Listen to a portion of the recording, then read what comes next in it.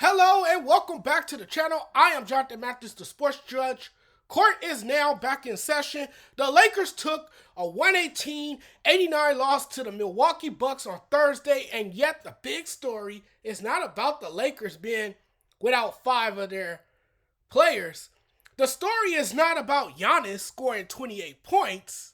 I believe that's what he had, 28. We're talking about LeBron's son scoring a career-high 17 points, shooting 7 for 10 with 5 assists and 3 rebounds in 30 minutes of play. I would have never thought that he would have a game like the one he had on Thursday. Credit where credit is due, okay? He put on a show and for once played like he earned his spot. It was a Bronny James kind of night. His moment, and when the opportunity presented itself, he rose to the occasion.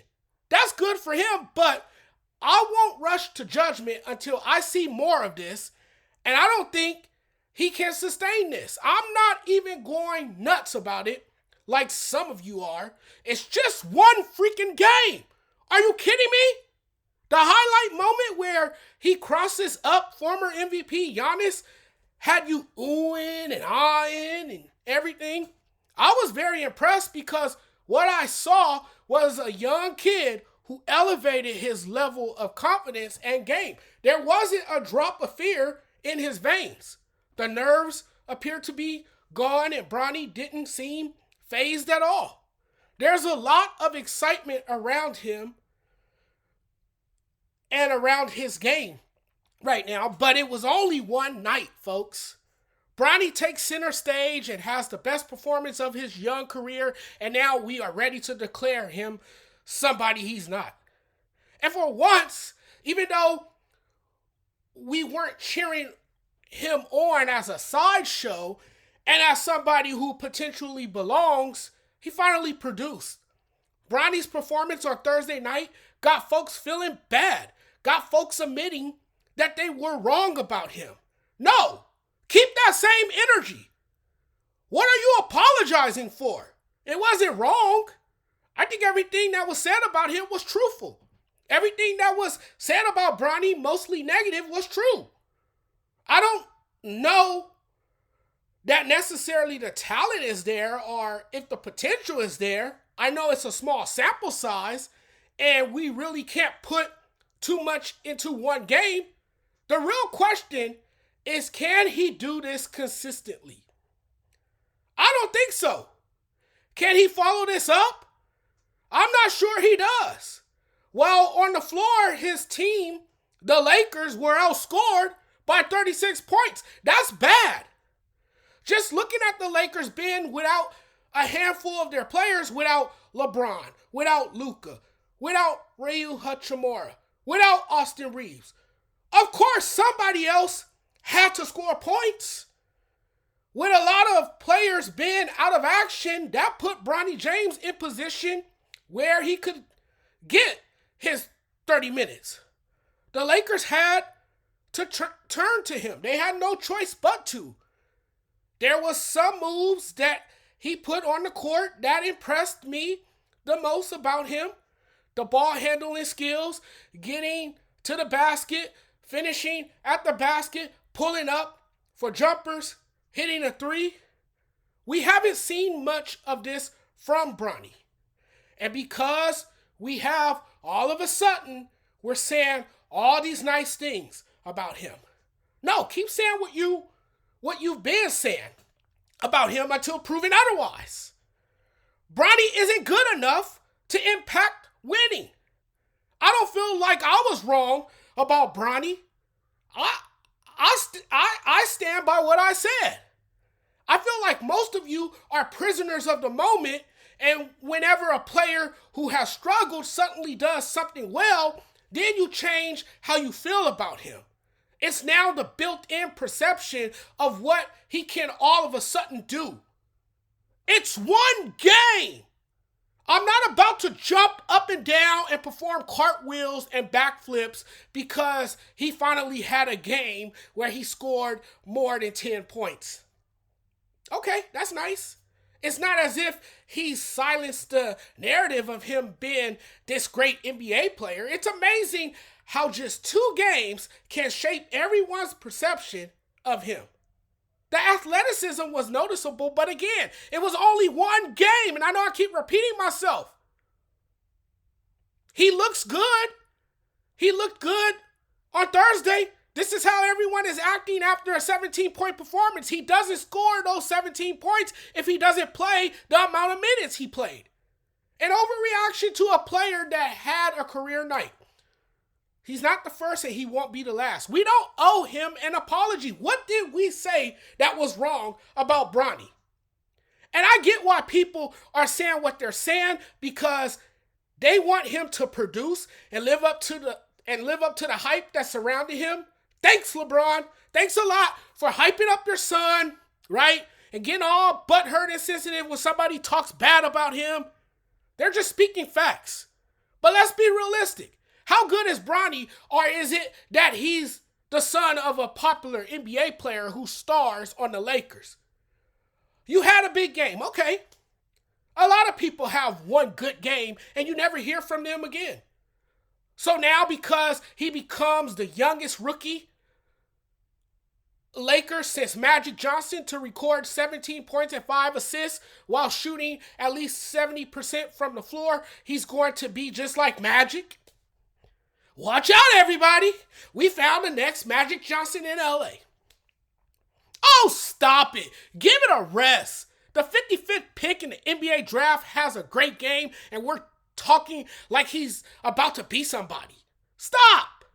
Bronny James only got in the game because the Lakers set their entire top 7 in the rotation, and they ended up losing that game by 29 points. They got blown out.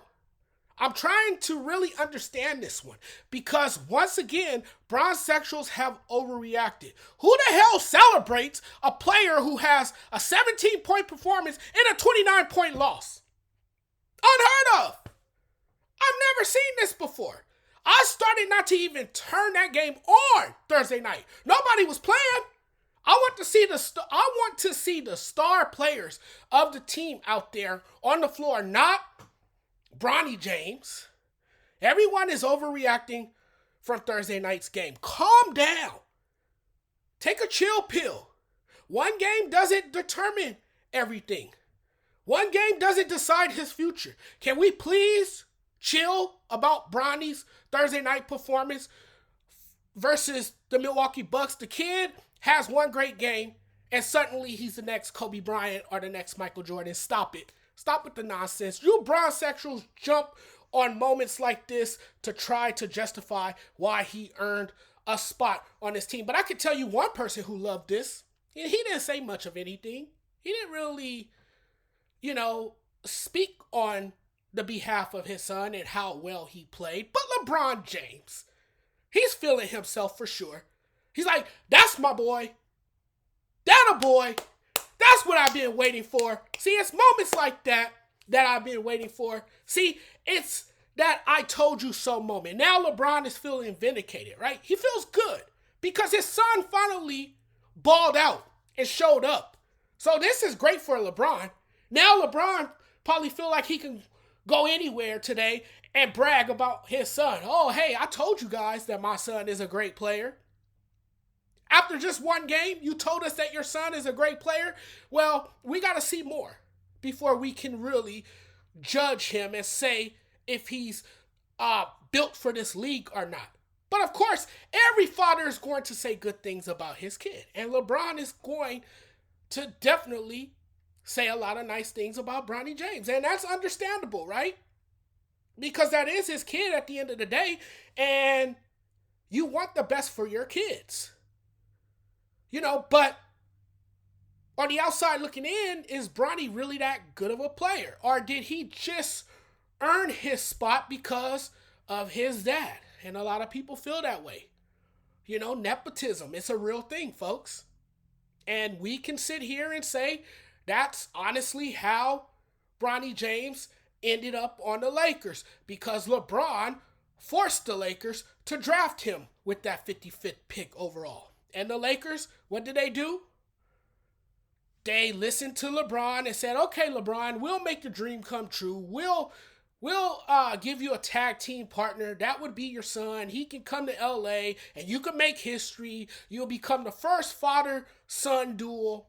And we saw that, right?